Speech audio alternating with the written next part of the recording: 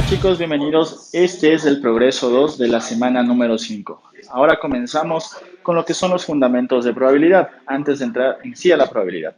Los fundamentos de la probabilidad. Tenemos el concepto de probabilidad.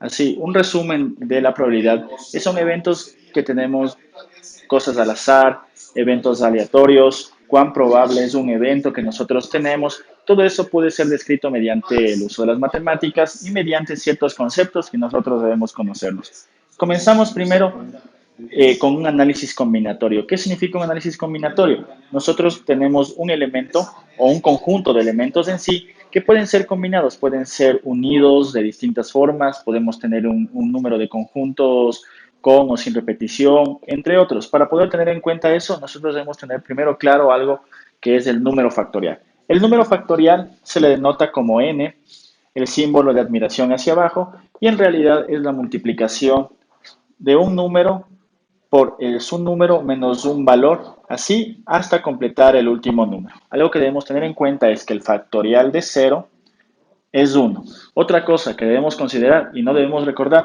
que no existe el factorial de números decimales, esto no existe, tampoco existe el factorial de números negativos para cuando tengamos nuestros ejercicios. Luego de ello, nosotros tenemos algo que debemos conocer muy claramente, que es un conjunto. Un conjunto es un conjunto de elementos en los cuales puede ser un conjunto finito o un conjunto infinito. Por lo general, en la mayoría de casos, en probabilidad vamos a trabajar con conjuntos finitos. Podemos salir en otros casos donde trabajamos con conjuntos infinitos, pero por el momento vamos a trabajar con conjuntos finitos. Entonces nosotros tenemos un conjunto finitos y de ahí nosotros podemos buscar la combinación de k elementos con esos k elementos que sean siempre menores o iguales a los elementos que se encuentran en el conjunto. Por ejemplo, tenemos un conjunto de letras A, B, C. A, B, C. Y queremos formar las parejas de letras. En este caso podemos formar AB, BC, CA, etcétera. Las veces que podamos combinarlas, podemos darlas con repetición o podemos darlas sin repetición. Eso dependerá de cómo lo generemos, ¿de acuerdo? Para ello también debemos tener en cuenta algo que se llama variación. La variación se la representa de esta forma y me dice que es el número de conjuntos que nosotros tenemos por los k elementos que estamos tomando de ese conjunto para combinarlos. En este caso, nosotros vamos a combinar elementos con repetición. N, recordemos, es nuestro número factorial. N es el número de elementos que nosotros tenemos en el conjunto y K es el número de elementos que estamos trayendo o estamos sacando de ese conjunto para formar una combinación. ¿Ya? Luego tenemos una combinación sin repetición, que está definido como C a la N, donde C a la N se le conoce como el coeficiente binomial. El coeficiente binomial me está indicando que nosotros podemos sacar de n elementos que tenemos en un conjunto, podemos sacar k elementos y de ellos podemos combinarlos de tal forma que tengamos un nuevo conjunto, pero este nuevo conjunto no va a tener elementos repetidos. Entonces nosotros vamos a decir que tenemos n igual a 3 elementos y vamos a tomar 2 elementos de ese conjunto, en nuestro caso. Entonces la variación va a ser 3, perdón, sí, 3 y aquí sería 2. Y esto es igual 3 factorial sobre 3 menos 2 factorial. Esto es igual 3 factorial es 3 por 2 por 1. 3 menos 2 es 1 factorial. Esto sería igual 3 por 2, 6 por 1, 6 sobre 1. Esto es 6. Nos está diciendo que la variación nos va a dar 6 elementos. ¿Cómo hacemos 6 elementos de aquí? Vamos a decir A, B, 1, A, C, 2, B, C, 3. Luego podemos decir B, A, C, A. Tenemos 1, 2, 3, 4, 5 y nos faltaría C, B. C, B. Listo, entonces tenemos los 6 elementos que nos dice la variación 1, 2, 3, 4, 5, 6. Como hemos visto, nosotros estamos asumiendo que A, B no es igual que B, A, ni B, C es igual a C, B. ¿Ya? Estamos dando ese valor. Luego queremos hacer una combinación. De la misma forma, nosotros podemos 3, 2 igual 3 factorial sobre, aquí tenemos K, que sería 2 factorial por 3 3 menos 2 factorial. Esto va a ser igual a 3 factorial, vimos que 6, 2 factorial sería 2 por 1, por 3 menos 2 es 1 factorial, y tenemos 6 sobre 2, que es 3, ¿de acuerdo? Entonces vamos a tener una combinación de esto de 3 elementos. Entonces, ¿cómo va a ser la combinación? Sería A, B, A, C y B, C. Solo podemos tener esos valores, ya que aquí lo que nos está diciendo es que A, B y B, A van a ser lo mismo, no lo está tomando en cuenta, ¿de acuerdo? Esto respecto a los ejemplos de entre variación y combinación. Ahora vamos a ver con una permutación. ¿Qué es una permutación? Es simplemente cambiar el orden de un conjunto que tenemos. Por ejemplo, para el mismo ejemplo, podemos hacerlo más acá abajo. ¿Ya? Nosotros tenemos la permutación de 3. Es igual a 3 factorial y esto ha sido 6. Entonces, la permutación me dice cómo va a cambiar nuestro conjunto. Entonces, nosotros podemos decir A, B, C, B, A, C, A, C, B, B, C, A, tenemos 1, 2, 3, 4, C, A, B y C, B, A. De esta forma encontramos la permutación de este ejemplo que acabamos de resolver. 1, 2, 3, 4, 5 y 6, que son los elementos que han permutado en esta ecuación. La permutación, como les expliqué, es simplemente la acomodación o reacomodación de los elementos dentro del propio conjunto. Algo que debemos considerar es que cuando nosotros tomamos K elementos de un conjunto, siempre K tiene que ser menor o igual a ese valor que estamos tomando. Por decirlo así, nosotros aquí el máximo valor que podemos tomar es 3, pero si nosotros tomamos un valor mayor a este, ya no tiene sentido. 1, porque tendríamos aquí un valor negativo y el factorial de un número negativo no existe. Ok, chicos, muy bien. Seguimos en los fundamentos de probabilidad. En los conceptos, nosotros también podemos tener conjuntos de parejas. Ya, como dije antes, nosotros teníamos un conjunto en el cual tenemos elementos finitos o podemos tener elementos infinitos, pero por el momento estamos trabajando solo con elementos finitos. De los elementos de los conjuntos, nosotros podemos sacar ciertos elementos y formar ya sean conmutaciones, arreglos, permutaciones, pero también podemos tener 2 conjuntos, 3 conjuntos, n conjuntos, en los cuales también podemos tener un arreglo. Por ejemplo, si nosotros tenemos dos conjuntos de parejas, conjunto A y el conjunto B, cada uno con elemento M y el otro con elemento N. ¿Cómo podemos formar el grupo que nosotros queremos, con el que queremos trabajar? Es multiplicando. Nosotros sacamos aquí los elementos de A1, multiplicamos por los elementos de B1 y así sucesivamente. Por ejemplo, vamos a hacer un ejemplo para que esto quede más claro. Podemos decir que una fábrica está construyendo zapatos para mujeres, ¿ya? Entonces, construye zapatos que le vamos a llamar A. Y cada zapato de mujer tiene distintas alturas. Digamos que tiene 3 alturas. Digamos que construye 2 pares de zapatos de color rojo y color verde. Entonces, tenemos que N es igual a 2 pares de color rojo y de color verde, mientras que M es la talla de los zapatos. Puede ser pequeño, mediano y grande. Son pequeño, mediano y grande. Entonces tenemos en realidad la multiplicación de estos elementos. 2 por 3, ya que tenemos 1, 2, 3 elementos aquí. Esto sería 6. Entonces sería 6 los elementos que estamos trabajando cuando tenemos parejas de conjuntos. Eso lo podemos extrapolar para más conjuntos. Podemos tener un conjunto A, un conjunto B, un conjunto C, etcétera. Entonces el producto siempre va a ser la multiplicación de cada uno de sus elementos, o en sí, el conjunto de los elementos. Luego tenemos lo que es una permutación con repetición. En una permutación con repetición lo que nosotros estamos haciendo es tomando de un conjunto elementos que se repiten. Por ejemplo, nosotros podemos tener el conjunto de las letras A, B, C, ¿de acuerdo? Y vamos a decir que la permutación es, tenemos 3 elementos y vamos a tomar 2 elementos de ello. Esto sería 3 elevado al cuadrado, esto sería 9. Entonces, como estamos tomando con repetición, los elementos que vamos a encontrar son A, A, debido a que es un conjunto de dos elementos, A, B, A, C, ¿verdad? B, B, B, C, B, A, ¿de acuerdo? Luego tenemos el otro conjunto que sería C, C, C, A y C, B. Entonces, como estamos viendo, aquí tenemos elementos que se repiten. A se repite, B también se repite, C también se repite. AC se repite con CA, BC se repite con CB y así los elementos. Entonces, es una permutación con repetición.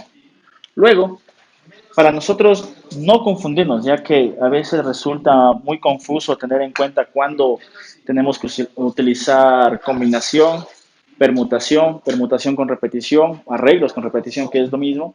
Tenemos que tener tenemos que responder unas ciertas preguntas, que es lo siguiente. Para poder distinguir los arreglos, tenemos que saber, ¿influye el orden? Si nuestro problema vemos que no influye el orden, por ejemplo, estamos viendo la probabilidad de sacar bolas de billar de una funda. No nos interesa el orden. Como no nos interesa el orden, lo que estamos buscando es una combinación. Pero si nos interesa el orden, por ejemplo, queremos saber la cantidad de dinero que gana una persona, tenemos que ponerlo en orden debido a que una persona va a ganar más que otra. Si nos interesa el orden, entonces ahora debemos saber si trabajamos con todos los elementos del conjunto. Recordemos que los elementos del conjunto son lo que están dados por los elementos. Si es que es un conjunto único, lo que nos da, si tenemos más de dos conjuntos, la forma que generan esos nuevos conjuntos, por ejemplo, en la combinación, lo que teníamos antes, B, BC, etcétera. ¿Ya? Entonces, si trabajamos con todos los elementos, sí, es una permutación. Si no trabajamos con todos los elementos, tenemos que ver si los elementos se repiten. Si los elementos se repiten, tenemos un arreglo con repetición. Si no se repiten, simplemente tenemos un arreglo. Seguimos aquí nuevamente en el progreso 2 de la semana 5 con los conceptos de probabilidad. Ahora vamos a ver lo que son eventos y espacios muestrales. Para determinar o saber qué es un evento o un espacio muestral, debemos tener en claro ciertas definiciones. Primero, el experimento. ¿Qué es el experimento? Es el evento de donde nos vamos a sacar nuestros valores, nuestros resultados. De hecho, el experimento son los resultados que involucra un experimento siempre y cuando este sea aleatorio. ¿Qué significa? Que nosotros no podamos determinar a priori cuáles son los resultados que vamos a obtener. El evento son los resultados de un experimento. Entonces, por ejemplo, en el lanzamiento de un dado, nuestro evento va a ser conocer cuáles son los valores de las distintas caras que obtenemos al lanzar un dado. El espacio muestral está conformado por todos los elementos que hemos obtenido en el experimento. Es decir, el espacio muestral es el conjunto de todos los eventos que nosotros tenemos. ¿Ya? Siempre los eventos van a estar asociados a un conjunto. Como los eventos están asociados a un conjunto, nosotros vamos a tener que realizar operaciones con conjuntos. Otra cosa que nosotros debemos tener en cuenta es que en el evento nosotros podemos tener un evento compuesto. Retomando el ejemplo del dado, nosotros podemos definir que al lanzar un dado, tenemos un dado que lo lanzamos y queremos saber cuál es el número en qué número cae su cara. Entonces nosotros podemos tener, el evento van a ser los números de las caras. Entonces, si lanzamos una vez, el experimento puede decir que el evento 1 ha sido la cara 1. Si lanzamos nuevamente, el experimento me va a decir que cayó en la cara 6. Y así sucesivamente, las veces que nosotros podamos realizar. De hecho, para que un experimento sea aleatorio, el objetivo es que primero, no se pueda determinar a priori cuál va a ser el resultado. Y segundo, que se lo pueda realizar infinitas veces. ¿Ya? Una vez que hemos hecho eso, nosotros tenemos que el evento va a ser el número de caras, pero también podemos tener un evento compuesto y podemos decir que queremos solo cuando sean las caras impares o podemos tener solo las caras pares. Pero el espacio muestral va a ser en realidad todos los eventos que hemos obtenido. Entonces aquí serían las caras del dado. ¿De acuerdo? De esa forma podemos tener en cuenta cuándo es un experimento, cuándo es un evento y cuándo tenemos un espacio muestral. Ahora, como les dije, los eventos están asociados a un conjunto. De hecho, el espacio muestral es un conjunto de eventos. Para ello debemos tener en claro ciertas operaciones en conjunto que nosotros teníamos que haber visto.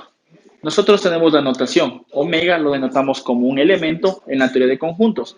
En la teoría de probabilidades lo vamos a llamar evento. Omega en la teoría de conjuntos es un conjunto, mientras que en la teoría de probabilidades es un espacio muestral. Este símbolo significa conjunto vacío. En la teoría de probabilidades significa evento imposible. Por decirlo así, nosotros tenemos que el evento son los números de la cara del dado, ¿ya? Este es nuestro evento, nuestro espacio muestral. Un evento imposible sería que al lanzar la cara del dado obtengamos un evento igual a 8. Eso sería un evento imposible, ya que un dado no tiene una cara con un número igual a 8. Luego tenemos en operación de conjuntos A unión B, que en teoría de conjuntos se llama unión, pero en teoría de probabilidades va a ser por lo menos uno de los eventos A o B. ¿Qué significa eso? Si nosotros tenemos dos eventos que hemos realizado, digamos el lanzamiento de dados de distintas formas, números pares y no impares, tenemos dos conjuntos A y B. En un caso tenemos el conjunto A, que son solo pares, y en el caso B tenemos que son solo impares. Al decirme A unión B y al encontrar la probabilidad, yo sé que al menos uno de los dos me va a dar el resultado, ya que esos valores son posibles en un dado. Pero si yo tengo, digamos, en el espacio B, aquí tengo pares y aquí tengo números mayores iguales al 12, ¿ya? Eso no tendría sentido, aunque, como me dice por lo menos uno de los dos, yo sé que siempre voy a tener resultado el A. Luego tengo A intersecado B. En teoría de conjuntos se le conoce como intersección, mientras que en la teoría de probabilidades significa que los dos deben cumplirse a la vez, ambos eventos, A y B. Entonces, si yo tengo los eventos A igual a los números pares, en el lanzamiento de dados, B números impares, yo sé que los dos se van a cumplir, ya que los dos tienen resultado dentro de la teoría de probabilidades lanzando un dado. Pero si yo aquí pongo mayores iguales a 12, la probabilidad de todo ese espacio va a ser cero, porque tiene que cumplirse los dos, pero nunca vamos a encontrar valores mayores a 12. Luego tengo A, este símbolo B, que significa diferencia de conjuntos. En teoría de probabilidades significa que A ocurre y B no ocurre. Luego tenemos A, este símbolo que es A complemento, significa que de todo el espacio muestral yo quito ese elemento A, significa el conjunto complemento, pero en teoría de probabilidades significa que A no ocurre. Lo que yo estoy haciendo es que de mi espacio muestral estoy quitando lo que voy a analizar. Por decirlo así, yo tengo el espacio muestral como los números del dado. Este sería mi conjunto A. Si yo quito el conjunto A y digo A complemento, sería cualquier cosa excepto los números del dado. Por decirlo, el 0, como del 1 al 6 no se encuentran, puedo poner 0, 7, 8, 9. Yo sé que la probabilidad de encontrar esos números en el lanzamiento de un dado va a ser 0. Por lo tanto, A no ocurre. Luego tengo A intersecado B igual a vacío. Significa conjuntos disjuntos en teoría de conjuntos, pero en teoría de probabilidades significan A y B se excluyen mutuamente. Es decir, que los dos elementos que yo tengo en mi conjunto no me van a permitir encontrar una probabilidad, que eso ya lo vamos a ver después con las operaciones en teoría de conjuntos. A subconjunto de B es un subconjunto, significa que si A ocurre, B ocurre. Para ello no podemos utilizar el elemento del dado, ya que si nosotros lanzamos el dado y obtenemos la cara 6, no podemos obtener la cara 1. Para ello debemos buscar otro elemento, es decir, si nosotros encendemos un auto, entonces el auto se mueve. Tenemos un ejemplo básico de probabilidad. Luego tenemos lo que es definición de probabilidad. A es un evento. Sabemos que este es un elemento de un conjunto, de un espacio muestral. Y si nosotros queremos analizar la probabilidad de un evento, este siempre nos va a dar un número real entre 0 y 1, porque la probabilidad nunca puede ser ni negativa ni mayor a 1. Por decirlo así, nosotros tenemos la probabilidad, perdón, el espacio muestral de un conjunto de dados. 1, 2, 3, 4, 5, 6. Son los elementos, son los números que yo puedo obtener al lanzar un dado.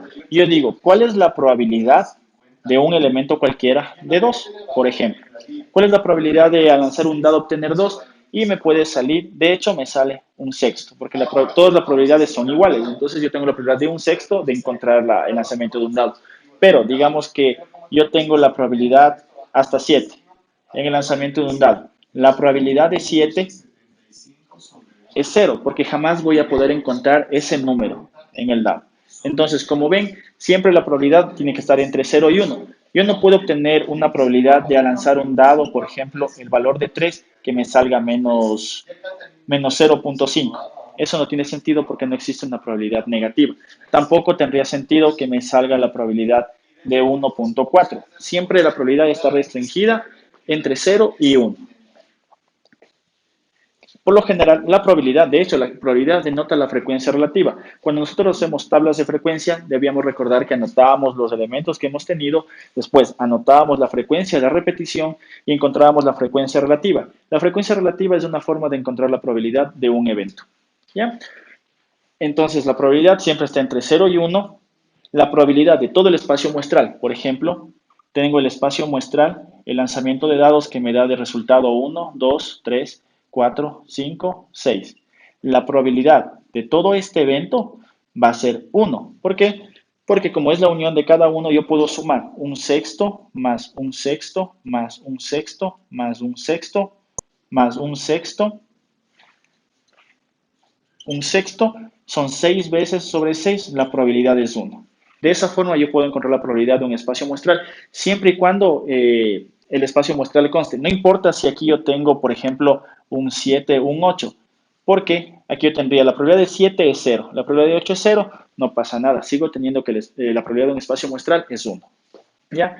Luego tenemos que A y B son incompatibles, es decir, A unión B, por lo menos A, uno de los dos. Yo puedo ver estas probabilidades de A unión B como la probabilidad de A más la probabilidad de B. O también se puede demostrar que es la probabilidad de A unión B, la probabilidad de A más la probabilidad de B, menos la probabilidad de A intersecado B. Seguimos en los conceptos de probabilidad del progreso 2 de la semana 5. Vamos a ver ciertas propiedades de teoría de probabilidades. La primera de ellas es la probabilidad del conjunto complemento es 1 menos la probabilidad del conjunto A. Luego tenemos que si A es subconjunto de B, implica que la probabilidad de A es menor o igual que la probabilidad de B. Después podemos tener espacios muestrales finitos, que es lo que les decía. Significa que A es un subconjunto del espacio muestral grande. Entonces, todos estos son los elementos que nosotros queremos encontrar su probabilidad. Si queremos encontrar la probabilidad de todo este espacio muestral, nos dice que es la sumatoria desde i igual 1 hasta n, o sea, desde i hasta todos los elementos que tenga de cada uno de sus elementos. En otras palabras, nosotros podemos ver que la probabilidad de A son los casos probables de A sobre los casos posibles. Aquí podemos hacer un pequeño ejemplo. Nosotros teníamos el ejemplo del dado. El ejemplo del dado tenemos que es omega, es omega que es igual a 1, 2, 3, 4, 5, 6. Y queremos sacar solo los números pares. Por ejemplo, A igual 2, 4, 6. Queremos encontrar la probabilidad de hallar cualquiera de esos números pares. Entonces esto va a ser la probabilidad de, de 2 más la probabilidad de 4 más la probabilidad de 6. ¿Ya? Hay que tener en cuenta que la probabilidad de cada evento en esto es de un sexto. La probabilidad de que ocurra un evento cualquiera de un omega i siempre es un sexto en el caso del dado. ¿Ya? Entonces vamos a tener que es probabilidad de 2 es un sexto, más un sexto, más un sexto. Esto equivale a 3 sextos. Ay, 3 sextos. La mitad, la tercera 2, la tercera 1, esto es un medio. Es la probabilidad de poder encontrar solo números pares. Y eso tiene sentido, ya que la mitad van a ser números pares y la otra mitad van a ser números impares. Es la probabilidad que nosotros tenemos. Luego, nosotros también tenemos otra propiedad, que es la propiedad de A intersecado B. Esto se puede leer como la probabilidad de A por la probabilidad de B dado A, que se llama eventos, bueno, es una dependencia entre B y A. Pero nosotros, bueno, podemos de aquí despejar y tener esta probabilidad. Perdón, aquí es 20 secado A. Nosotros podemos tener esto. Pero, ¿qué pasa cuando los eventos son independientes? ¿Qué significa? Que un conjunto o los eventos de un conjunto no dependen de los eventos del otro. Simplemente tenemos que la probabilidad de A intersecado B más la probabilidad de A por la probabilidad de B. Luego, nosotros podemos también tener espacios muestrales infinitos. Dentro de un espacio muestral infinito, podemos decir que la sumatoria de todos sus elementos va a ser 1. Aquí hay que tener en cuenta algo. Nosotros estamos considerando en espacios muestrales infinitos, en este caso, un espacio muestral discreto. Debido a eso, nosotros siempre vamos a tener que usar series o sumatorias, como les dicen. Tenemos que utilizar series, pero la sumatoria o la serie infinita siempre va a ser 1, ya que la probabilidad de todo el espacio muestral es 1. Si nosotros sacamos un subconjunto A del espacio muestral omega, aquí es omega mayúscula, si sacamos un subconjunto del espacio muestral, entonces la probabilidad de ese elemento va a ser un omega sub i perteneciente a ese espacio muestral de la sumatoria de cada uno de sus elementos. Por ejemplo, queremos conocer cuáles son el número de estrellas rojas rojas en el universo. Nosotros vamos a tener un espacio muestral infinito y solo queremos conocer las rojas. Las rojas van a ser nuestro subconjunto A. Entonces, la probabilidad de estrellas rojas en el universo va a ser la sumatoria. Supongamos que existen solo 100.000 estrellas rojas. Va a ser desde 1 hasta 100.000 de la probabilidad de cada una de esas estrellas que vamos a ver en el cielo, que serían las estrellas en el cielo. Suponiendo que en el cielo solo existen 100.000 estrellas. ¿Ya? Eso sería la forma en encontrar la probabilidad. Luego, podemos tener espacios muestrales continuos. Cuando nosotros tenemos espacios muestrales continuos, significa que omega es un elemento de los reales. Nosotros se puede también tener caso de probabilidades con números complejos, pero eso es un tema muy aparte, lo cual no entra en este campo. Así que solo omega va a ser un elemento de los reales. Entonces, como el espacio muestral está sobre los reales, la única forma de encontrar las probabilidades de un espacio continuo es mediante el uso de integrales, mediante el uso de cálculo. Entonces, si decimos que A es un elemento de omega cualquiera y queremos encontrar la probabilidad va a ser la integral de 0 hasta el elemento que estamos buscando de una función de omega sobre la integral sobre todo el espacio muestral, pero todo ese espacio muestral será de 0 a infinito de una función de omega. Por ejemplo, queremos conocer la velocidad de un cohete. Sabemos que la velocidad de un cohete, la velocidad máxima va a ser 100 kilómetros. Digamos que la velocidad máxima es 100 kilómetros, ¿ya? Entre un intervalo de 0 y 100 kilómetros. Entre 0 y 100 kilómetros, digamos que es todo mi espacio infinito. O podemos